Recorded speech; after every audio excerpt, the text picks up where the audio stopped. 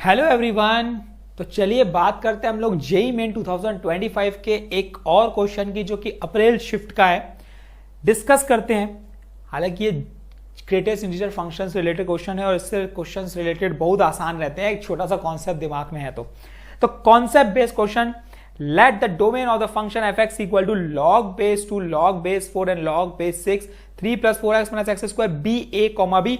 Log का domain एक ही कॉन्सेप्ट पे पूरा बेस्ड है कि भाई लॉग के जो अंदर का फंक्शन होता है, जो कि x, जैसे कि लॉग x है, तो x जो है वो हमेशा ग्रेटर देन 0 होना चाहिए। That's all. इतना छोटा सा कॉन्सेप्ट है, ठीक है, कोई हार्ड कॉन्सेप्ट नहीं है, सिंपल कॉन्सेप्ट लगाओगे आपका सॉल्यूशन तैयार हो जाएगा। आगे बढ़ते हैं। इफ इंटीग्रेशन ऑफ 0 से लेकर b minus a greatest integer function x square dx equal to p minus root q minus root का इसका आंसर इस फॉर्म में है। तो जहां पे पी क्यू आर बिलोंग्स करेंगे नेचुरल नंबर और इनका ग्रेटेस्ट कॉमन डिविजर 1 होगा, हाईएस्ट कॉमन फैक्टर HCF 1 होगा, where dot is the GIF, then p q r, p plus q plus r हमें फाइंड करना है। तो इतना सब सिनेरियो देखने के बाद मुझे बी और ए निकालना है। बी और ए कहां से आएगा भाई? ये यहां से, इसका डोमेन है बी और ए। और डोमेन क्या बोलता है कि लॉग के अंदर का फंक्शन, लॉग के इनसाइड फंक्शन जो रहता है, वो वैल्यू हमेशा ग्रेटर देन 0 होगी। तो अब मुझे पता चल चुका है कि ये अंदर वाली चीज पूरी, ये वाली अंदर वाली चीज पूरी ग्रेटर देन 0 होने वाली है, ठीक है। तो लगा देते हैं यार कॉन्सेप्ट। क्या बोलता है? log 4 log 6। हालांकि ये same concept, same related concept पूछा है, ये दोबारा है, तो कॉन्सेप्ट समझ लो, क्योंकि हो सकता है नेक्स्ट जो अभी प्रिपरेशन कर रहे हो भाई 2026 के लिए, उसमें भी पूछ सकता है। कॉन्सेप्ट मैंने बात की, क्वेश्चन सेम नहीं बोल रहा हूं, कॉन्सेप्ट की बात कर रहा हूं, है ना, कि भाई लॉग के अंदर का फंक्शन ग्रेटर देन 0 होता है।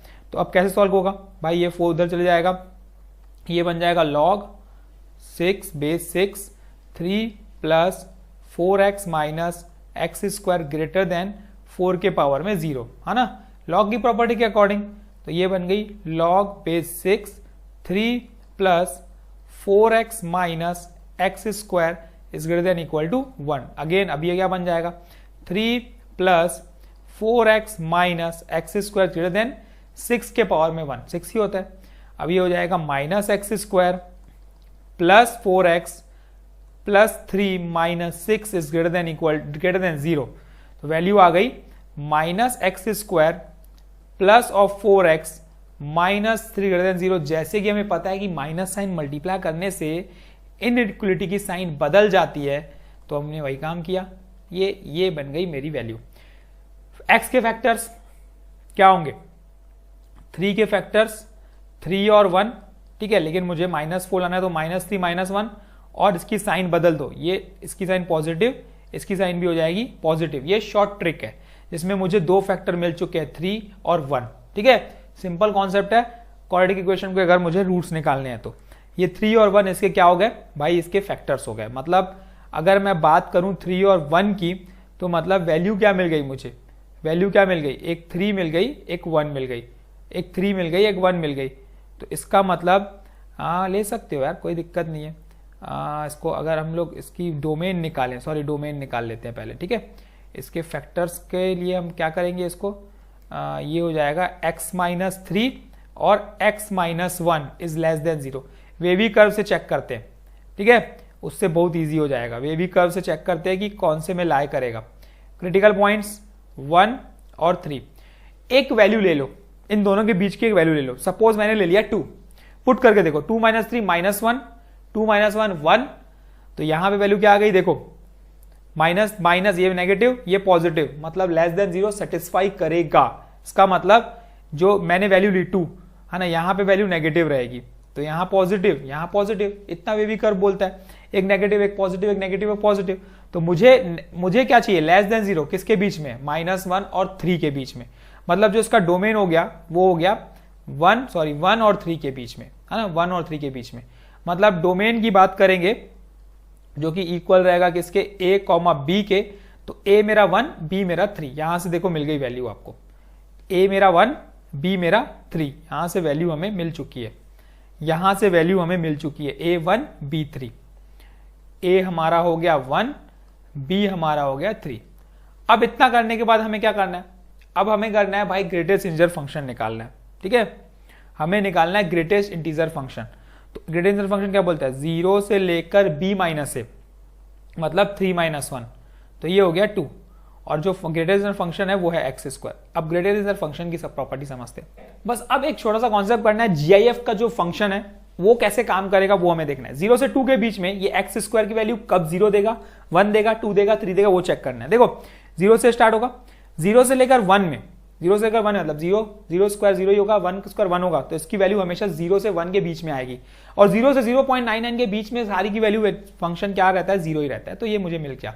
प्लस अब 1 से लेकर कहां तक इसकी वैल्यू 1 रहेगी, वो रहेगी √2 तक, क्योंकि √2 का स्क्वायर 2 हो जाएगा, सिंपल कॉन्सेप्ट है, तो इसकी वैल्यू 1 आने वाली है। ठीक है, समझने का कॉन्सेप्ट ये है, 1 से लेकर √2 तक, 1 से लेकर √2 तक हमेशा ये स्क्वायर फंक्शन जो है वो हमेशा 1 वैल्यू देगा। ठीक है, वैसे ही √2 से लेकर √3 तक ये वैल्यू हमेशा 2 देने वाला है, जो कि हमें समझ में आ चुका है। और वैसे ही √3 से लेकर √4 मतलब 2 तक ये वैल्यू हमेशा 3 देने वाला है। इतना सा कॉन्सेप्ट है। ये तो 0 हो गया भाई, हट गया।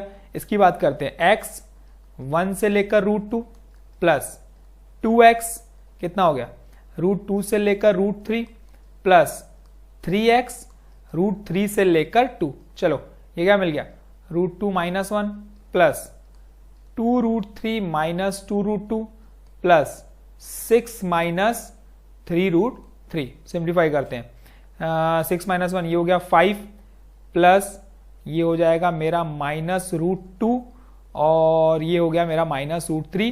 कंपेयर करते हैं भाई p minus √q minus √r से, तो ऑन कंपेयरिंग मुझे मिल गया कि जो p की वैल्यू है, वो है 5, जो q की वैल्यू है वो है 2 और जो r की वैल्यू है वो है 3। ये PQR आया, लेकिन उसमें एक कंडीशन दिया था, PQR के लिए हमारा जो GCD होना चाहिए और 1 है, और PQR belongs to natural number, तो दिख रहा है मुझे नेचुरल नंबर। दूसरा भाई इनका GCD अगर निकालोगे तो कोई कॉमन फैक्टर नहीं है, इसका मतलब 1 ही होगा, तो सेटिस्फाई कर रहा है, दोनों कंडीशन सेटिस्फाई कर रहा है जो हमें चाहिए। तो अब मुझे दोनों का प्लस ही करना है, 5 प्लस 2 प्लस 3 कितना होगा, 5 और 2 7 और 3 10, तो इसका आंसर आ गया भाई 10। ठीक है, ये हमारा आंसर है। आंसर लिखो, देखो ऑप्शन में टिक करो और नेक्स्ट क्वेश्चन पे जल्दी से भगो। तो हमें जल्दी जल्दी सॉल्व करने हैं क्वेश्चंस, समय कम है, कैसे करोगे, बाय प्रैक्टिस। जितने ज्यादा क्वेश्चन अटेम्प्ट करोगे, जितने ज्यादा क्वेश्चन सॉल्व करके जाओगे, उतनी स्पीड बढ़ेगी आपकी। स्पीड बढ़ाने का सिर्फ एक ही मंत्र है, जितने ज्यादा क्वेश्चन सॉल्व कर सकते हो करो। चैनल पे जाओ, प्लेलिस्ट बनी हुई है, ऑलमोस्ट बहुत सारे 400-500 क्वेश्चन ऑलरेडी है वहां पे, आपको इतने क्वेश्चन मिलेंगे। हर कॉन्सेप्ट, हर वीडियो में कॉन्सेप्ट है। इतनी अच्छी प्रैक्टिस हो जाएगी आपकी इंटीग्रेशन की कि आप खुद बोलोगे कि हाँ, अब मेरे को अंदर इतना कॉन्फिडेंस आ गया कि मैं कोई भी क्वेश्चन बना सकता हूं। बस वीडियो देखना है, हर वीडियो में कॉन्सेप्ट है और रिपीटेशन कॉन्सेप्ट है, अगर नोटिस करोगे तो रिपीट होता है। इतनी अच्छी प्रिपरेशन हो जाएगी। तो thank you all the best, की प्रैक्टिसिंग। प्रिपरेशन करनी है तो चैनल पे आओ, सब्सक्राइब करो, नहीं समझ में तो पूछो भी भाई। तो thank you all the best and keep practising. कल फिर मिलते हैं एक नए मजेदार क्वेश्चन के साथ।